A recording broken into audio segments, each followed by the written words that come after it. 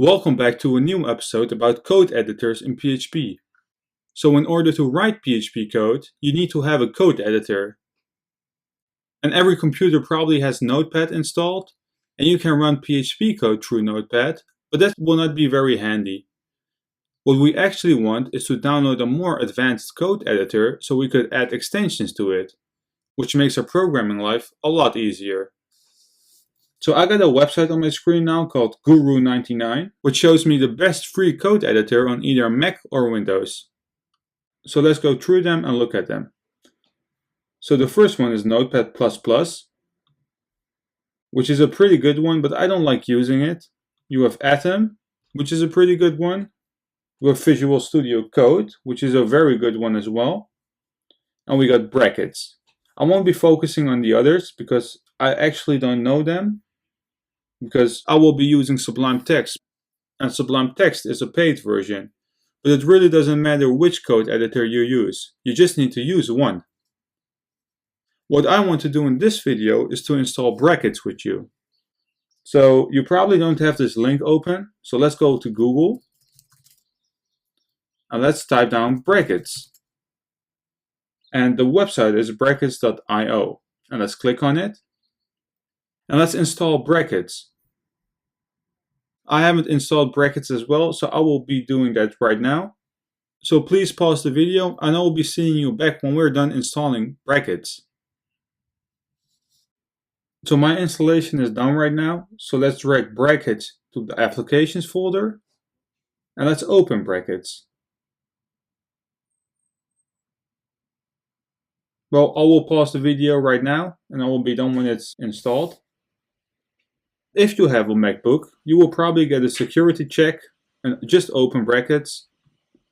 Right now, we installed our code editor, and what we actually want to do is to write down htdocs in our search, and we want to do the same thing that we did in the last video. We want to drag our PHP course inside Brackets. And you can see that I have an index.php and you're ready to go. So let's add something else at it. Welcome to my course about PHP. Save it. Go back to the local host. Let's open the PHP course and you can see that the output changed. In order to get the most out of Brackets, we need to install some extensions. So let me make it bigger. Extensions make our work a lot easier. If you want to install an extension, you have to go to the top of your Mac, click on File, and click on Extension Manager. Right now it's loading all the extensions, but the first extension that I want to add is Emmet. So let's type Emmet, and it's the second one. And Emmet is a popular extension that you can find in almost every modern code editor. This extension simply improves your coding workflow by expanding the CSS and HTML code. Mine is already installed, so install it, and I'll be seeing you in a second. And what Emmet actually does is, let's say that you want to create div tags. What you could do is type div and hit tab. And you can see that our tags are actually created. And the same thing can be done if you type doc, hit type, and your HTML tags are created. The second extension that I want to add is called Auto Prefixer. So let's type it down and let's install it. And installation is successful. And what Auto Prefixer does is, whenever you work with CSS, is making some tags work on every single browser.